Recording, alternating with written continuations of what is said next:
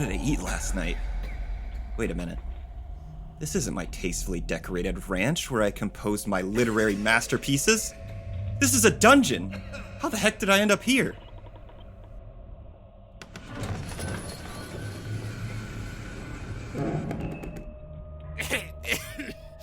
The kid stared across the West Texas sand dunes, where he knew the judge, once a huge pale man, now a writhing mass of eldritch tentacles, wanted to shoot him.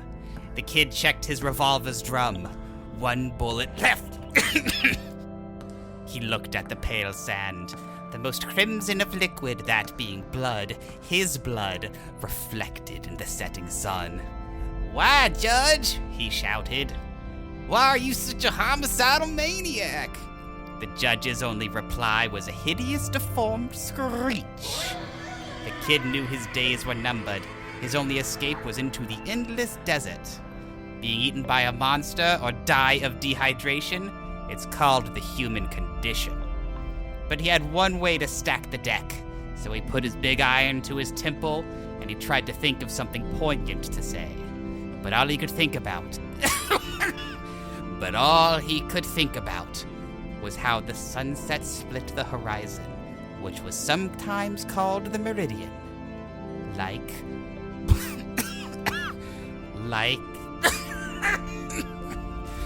blood. Who are you? Hey, let me out of here, man. Well, my good doctor. What did you think of my evil story? It's derivative. Let me out. But you can't go. Not yet. You may have noticed the cacophony in my dungeon. A plague has struck my lair, my good doctor. And my prisoners and I are in need of some medicine.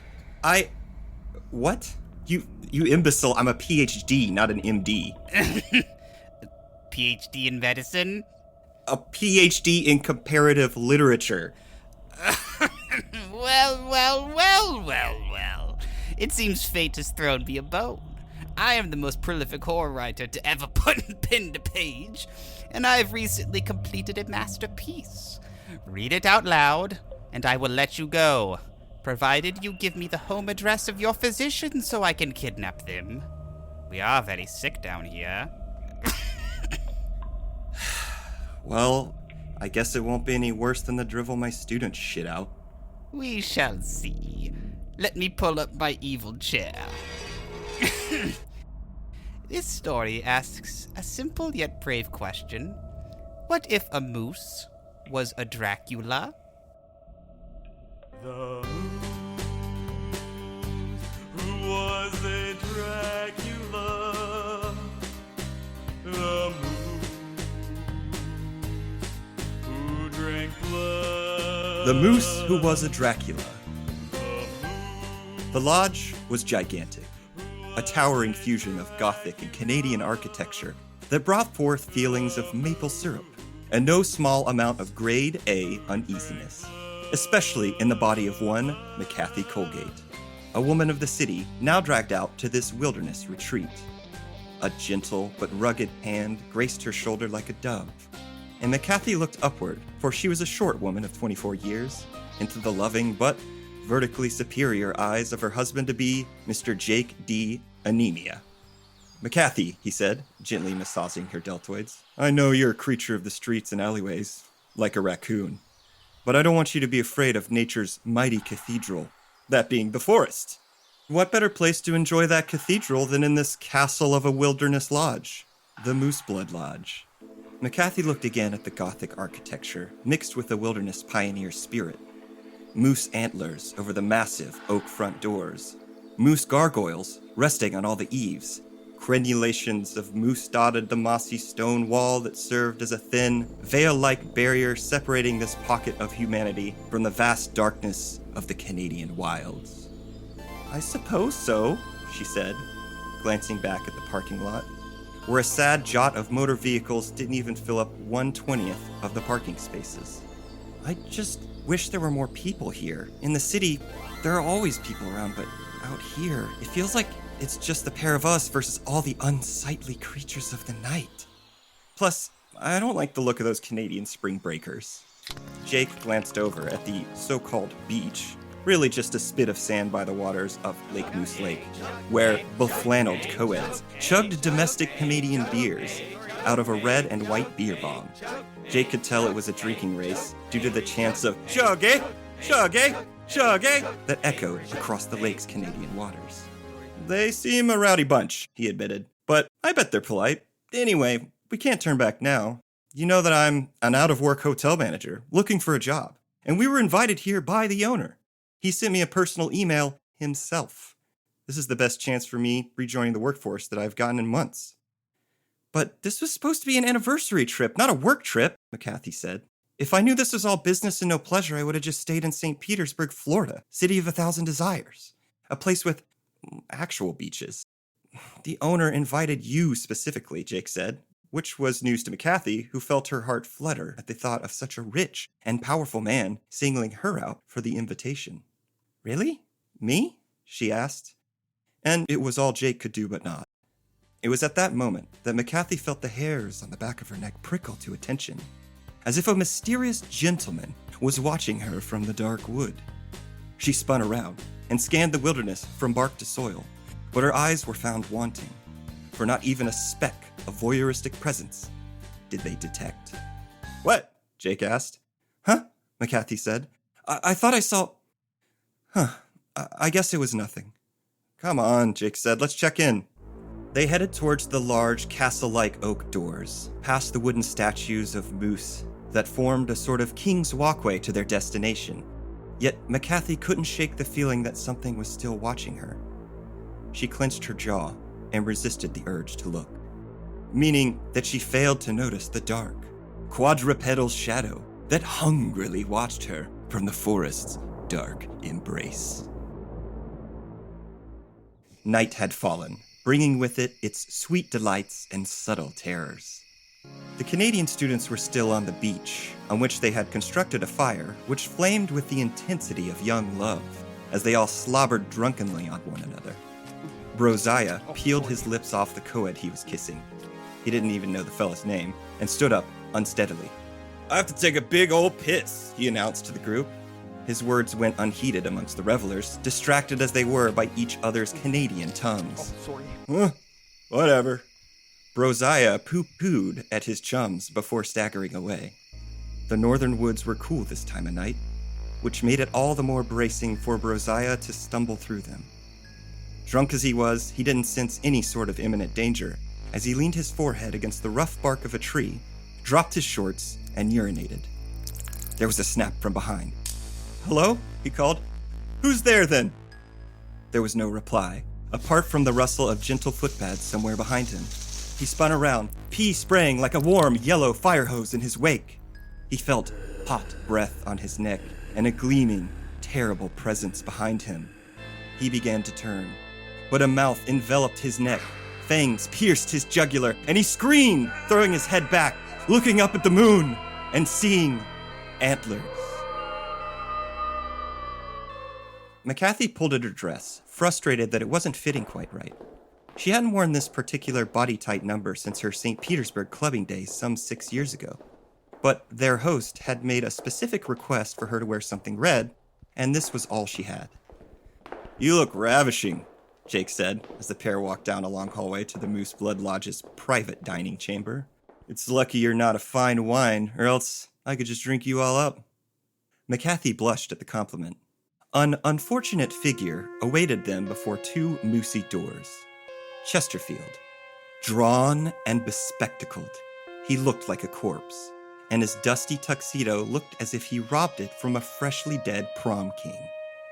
He bowed low as the couple approached him. Welcome to the private dining room, he intoned, his voice as gravelly as the grave. The master awaits you. Master? Jake asked. Do you mean the owner? Chesterfield smirked. Of course, he muttered. How silly of me. Right this way. He pushed the doors open and led the pair to a long dining room, where a long open table awaited them. And there, at the end of the table, stood a moose. It was thin and pale, maybe even sickly, and it wore a collared black and red cape that lay across its back like a blanket. It stood on all fours, not that unusual for a moose, but certainly unusual for the owner of a castle-like lodge in the Canadian wilderness. "Excuse me," Jake said. But where's the owner?" "The master," Chesterfield intoned, bowing low to the hairy beast, "is here." "A moose!" Jake and McCarthy exclaimed simultaneously. "Precisely," Chesterfield said. He led the baffled Floridians to their chairs at the opposite end of the table from the great woodland beast, who had yet to react in any meaningful way. Yet, despite its lack of response, or maybe because of it, McCarthy found herself bedazzled by the creature. How did a moose come to own a woodland lodge? McCarthy wondered.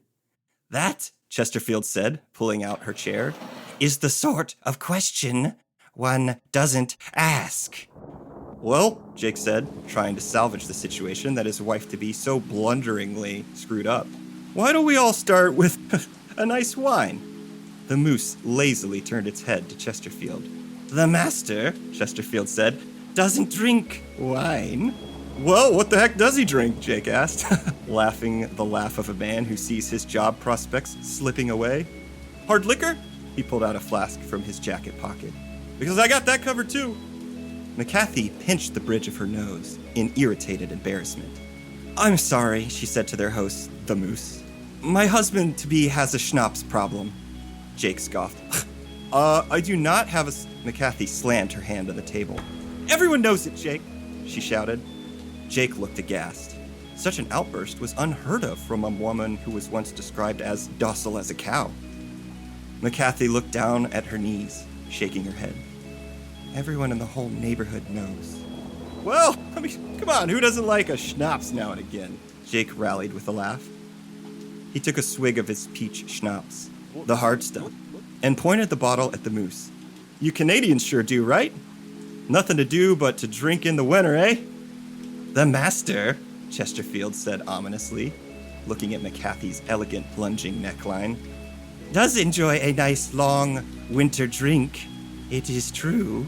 But come now, my friends, let us no longer talk of schnapps and wine. Let us instead hear why you, Jake Anemia, would be a good fit here at the Moose Blood Lodge.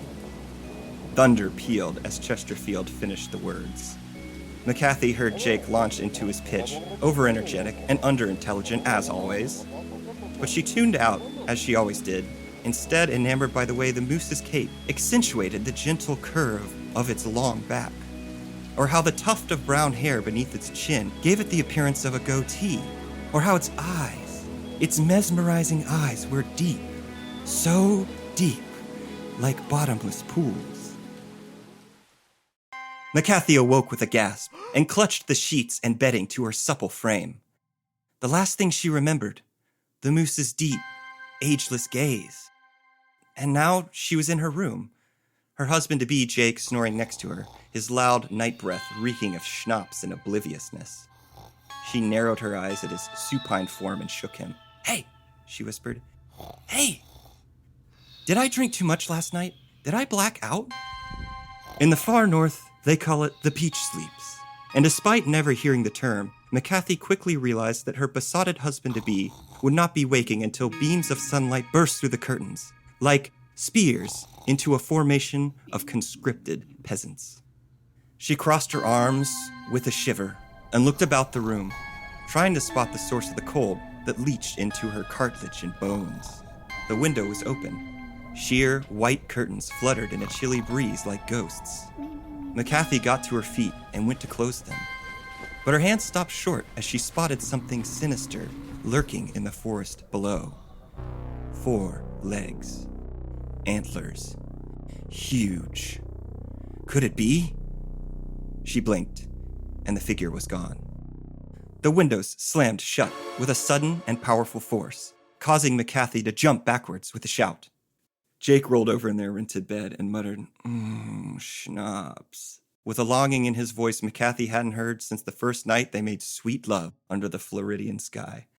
The breeze was gone, but the cold remained. She wandered over to the thermostat and cranked it up to 89, but nothing seemed to change. She held her feminine hand in front of one of the room's vents, but no hot air blew from it. The thing was as still as a heating vent in a tomb. Something had to be done, so she went into the hallway. She shut the door slowly. It creaked. The hallway was chilly too, and a breeze of utter darkness blew down its incorrigible length.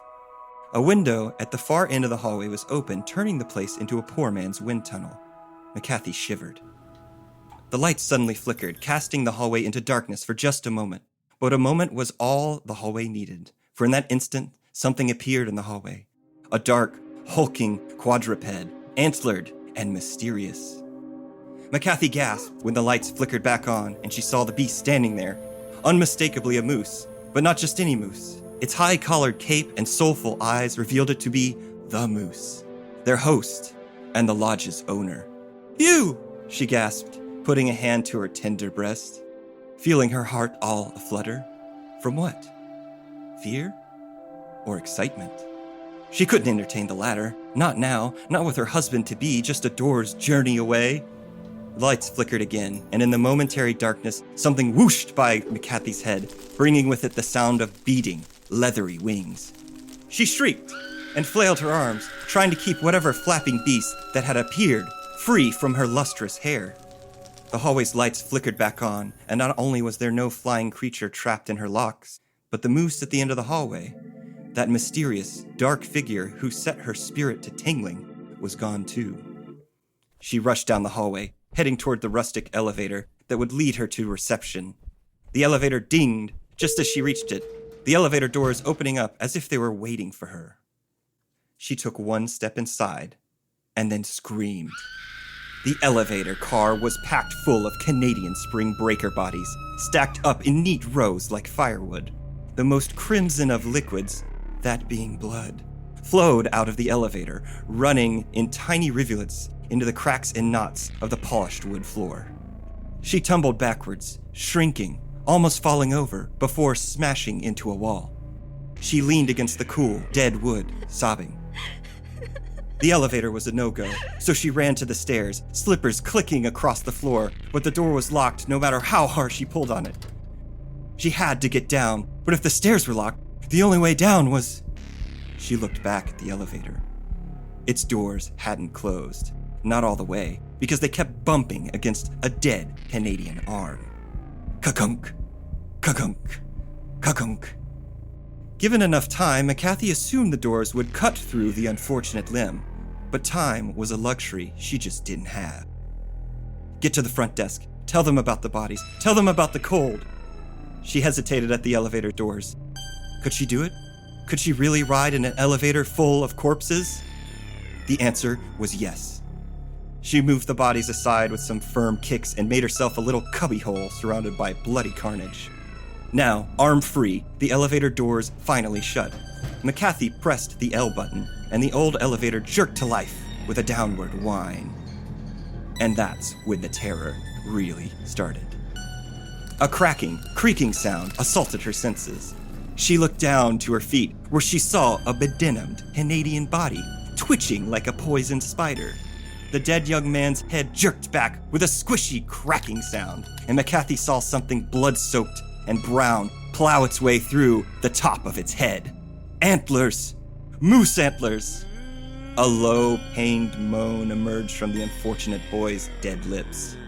His body squirmed, arms and legs flailing like possessed pool noodles. McCarthy screamed as all the corpses began to moan and gyrate, their skulls cracking open, moose antlers ripping their skin apart. McCarthy cried as she pressed the emergency stop button manically, but the elevator didn't stop. It just kept going. McCarthy felt a presence behind her and turned to see one of the Canadian college students standing behind her, their odd, leaning posture and dull eyes, speaking to the unspeakable evil this Bacchanalian coed had already experienced.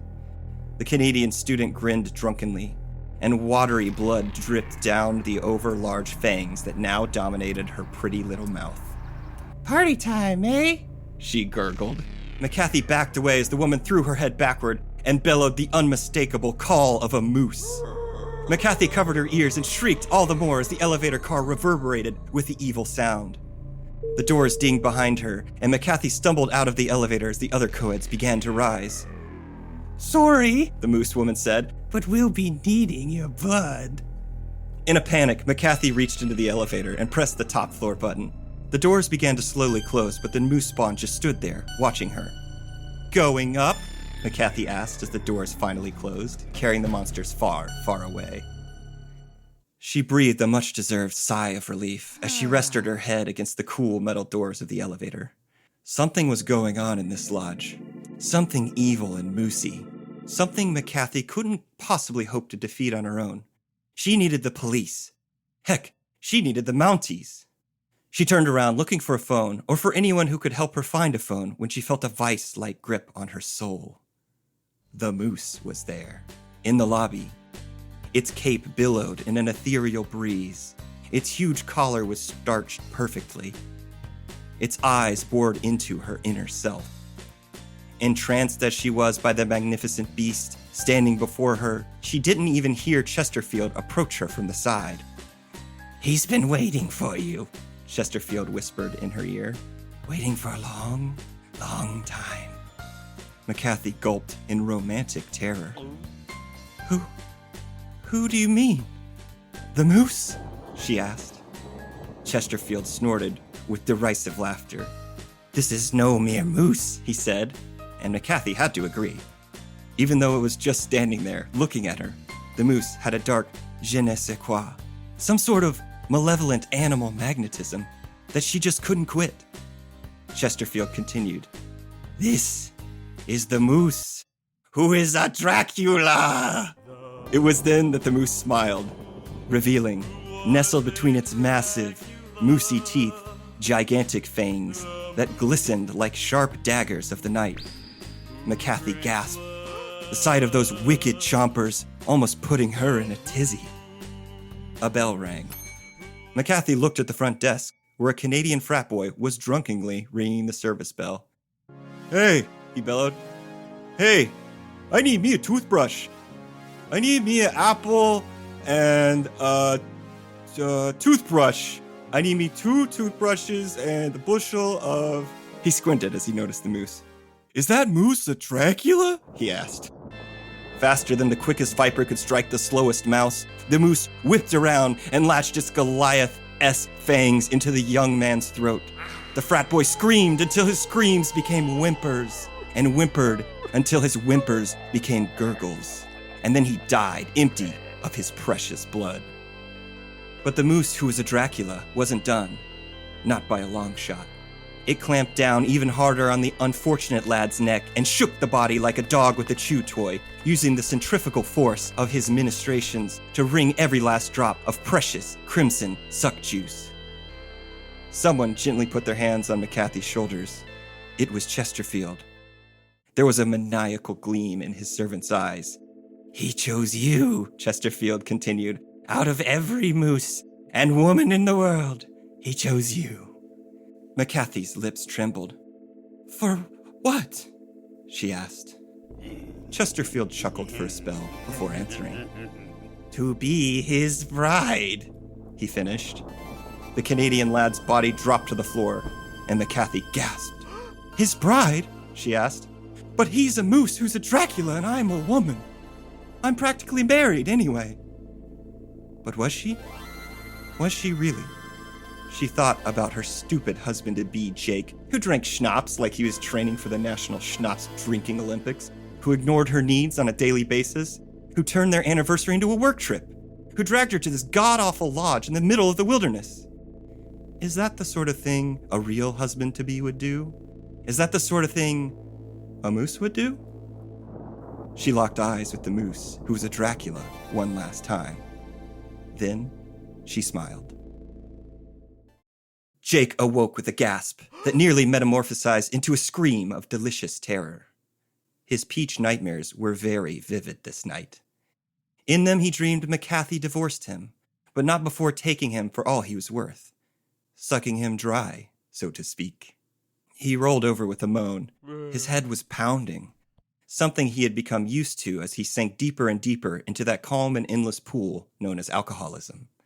He touched the touchscreen on his name-brand smartphone, which bombarded his sensitive eyeballs with unwelcome pixels.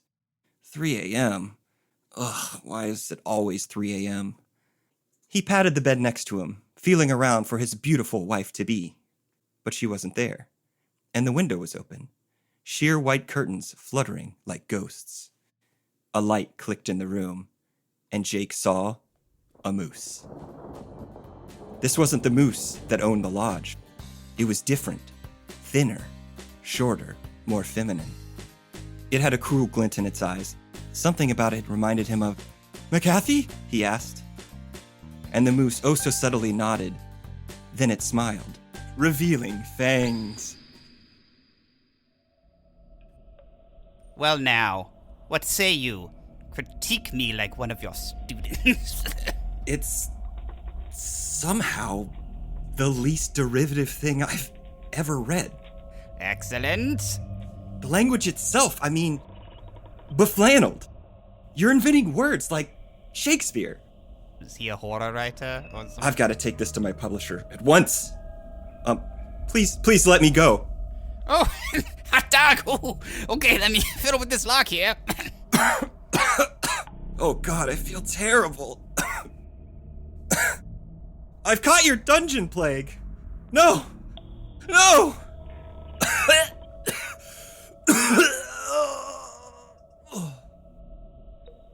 Doctor?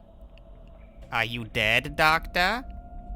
Steve, bring me my poking stick at once. Come on, be alive.